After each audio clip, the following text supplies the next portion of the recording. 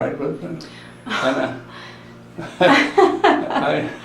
I says, when we're ready, we'll be there. So they thought you could jump up and forget about eating or fixing your tanks or anything else. Yeah. But we went through. It took 10 days of that. And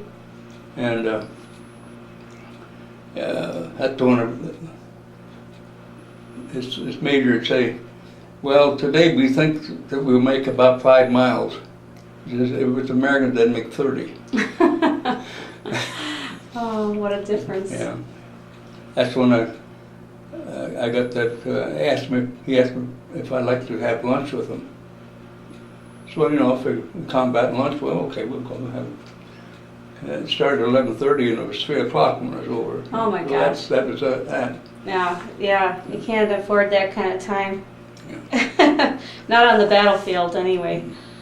There were.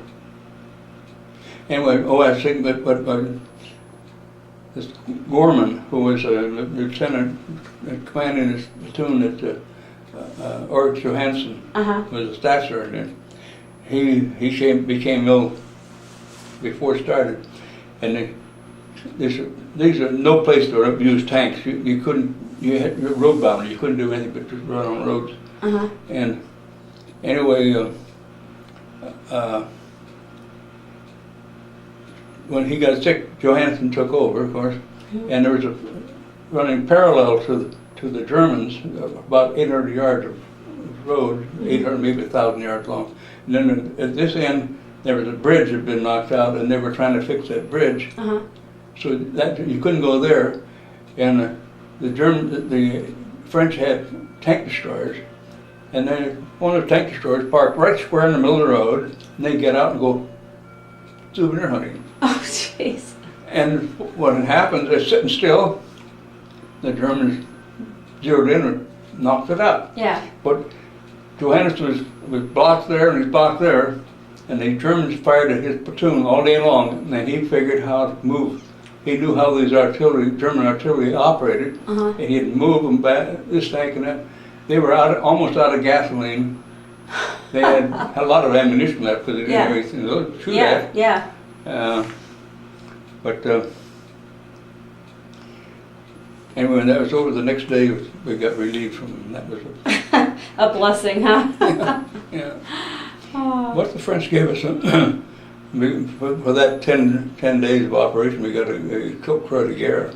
Okay. A unit Croix de Guerre. Who has your medals?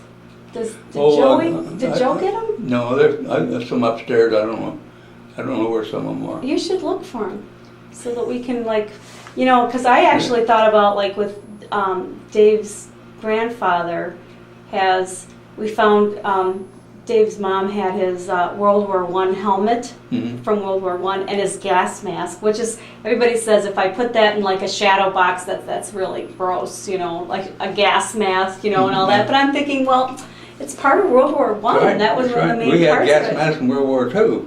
You guys did too? I didn't even know that. We had them because the Germans had gas.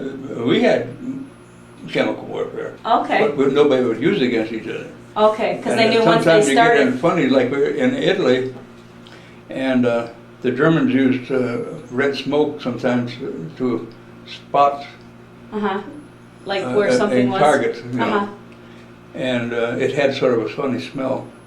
Anyway, I was in the battalion headquarters area, and one of those smoke came in, and someone hollered, "Gas!" And everybody scrambled for their gas mask. Yeah. On the invasion of Italy, all your gas masks were waterproofed, sealed so the water wouldn't get them. And then nobody told them to take the sealing off. So guys would put those things on their face and almost die because they couldn't breathe through them. Oh, that's funny. All those little details, Yeah, but it's there. Yeah. Well, I remember Dave, one of the oral surgeons in our area, was in the National Guard, which was fine for years and years. And I think he was an Army, Well, the National Guard, there were a lot of good divisions in the National Guard. Right. Well, and he went to Iraq the first time. And he talked about being in these tents and knowing that, you know, Israel was getting bombed, you know, and things were happening, and these gas, you know, all these different things, and having to have these gas masks on and all of this gear Yeah. in, you know, 90, 100 degree. 110 degrees. Yeah, and they're sitting there playing cards, and all of a sudden the sirens would go off, and they'd have to put all this stuff on. And, Yeah, yeah. you know, it's really scary, you know, when it's a reality. But, well, I should let you go to bed, Yeah. and then we can talk some more tomorrow. Okay. So, Okay, good night. Good night. I love you. All right. Take it easy. Oh, I will. I always do. I shouldn't say that because I don't always, but Well, I don't know, I do want to shut it off, but I guess I might. you probably should. And then that way, it'll be warm tomorrow, and Mom will be happy. By that the it's way, on.